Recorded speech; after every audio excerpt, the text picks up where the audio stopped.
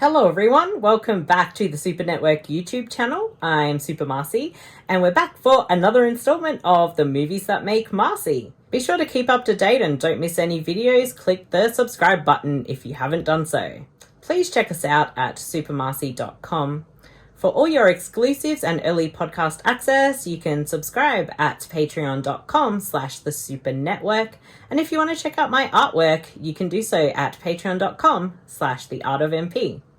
So with that out of the way, the movie that made Marcey that we're here to talk about today might be one that's a little unexpected, but maybe not at the same time. It is a bizarre one to pick.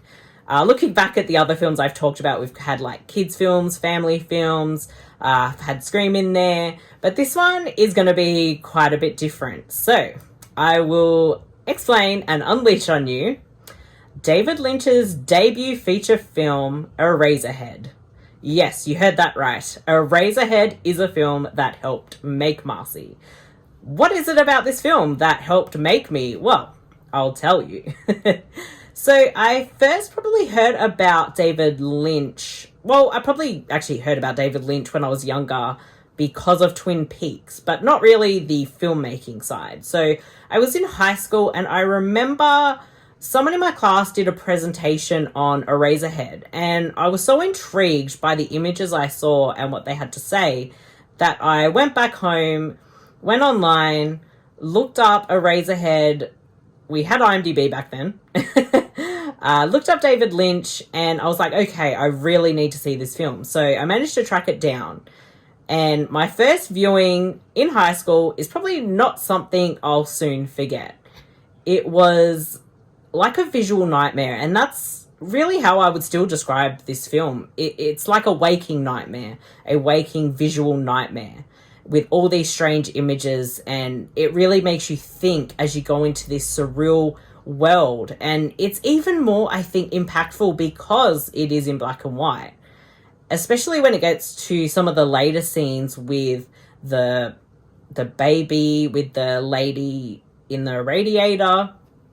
So I think that actually really helped. And at that point, like, I don't think I had seen anything quite like this, something that had that surreal feeling. It wasn't really this linear, structure. It was all these different images, and it just evokes so many like responses within you, and I was absolutely hooked.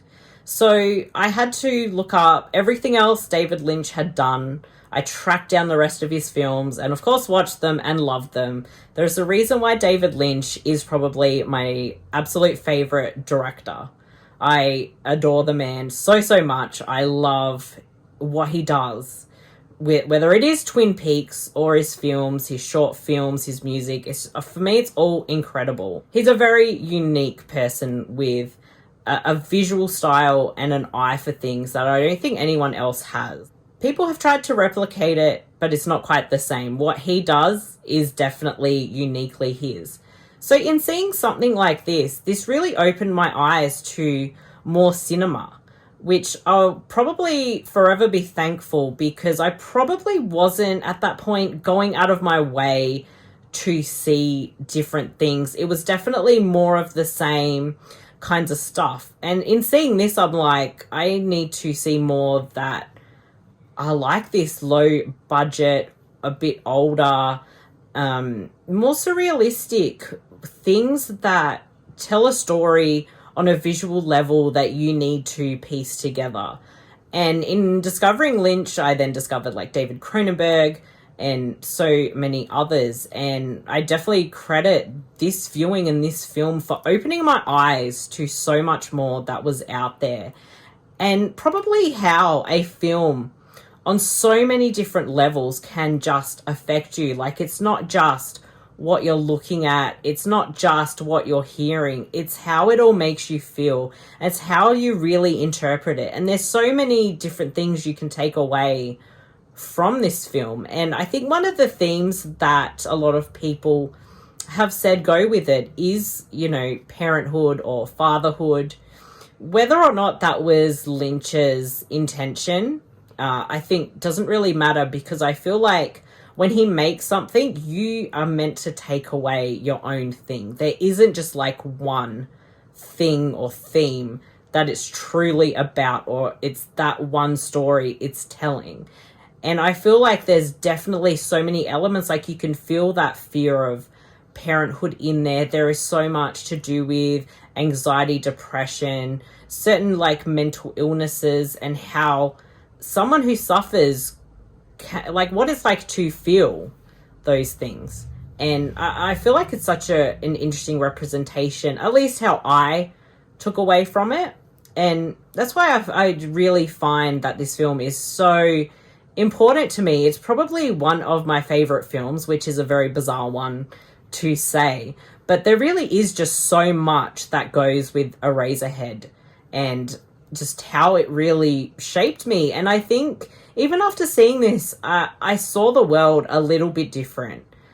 I could definitely tap into being able to see more shades of grey, and that things were not just black and white, which is a very interesting thing that, you know, Eraserhead gave to me. And I definitely have a lot to thank for with this film and David Lynch.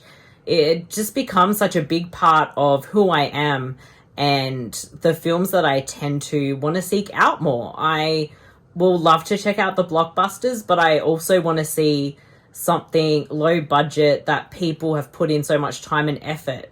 I want to support that. And Eraserhead is one of the films that has helped make me who I am today, with everything that I do with my writing and even these videos talking about films, my love of cinema.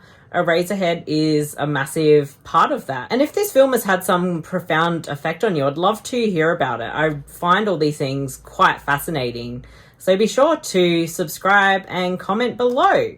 That wraps up this week's video of the Movies That Make Marcey. Thank you for tuning in. As always, you can check out everything we do at supermarcey.com. And if you want to get those exclusives and early access to podcasts, check out patreon.com/thesupernetwork, and check out some of my artwork at patreon.com/theartofmp. Thank you everyone for watching. I really do appreciate it. I know I've said that before, but I have to keep saying it. So until next time, I've been Super Marcey, and I probably will not rock that Jack Nance hairstyle from this film. Bye everyone!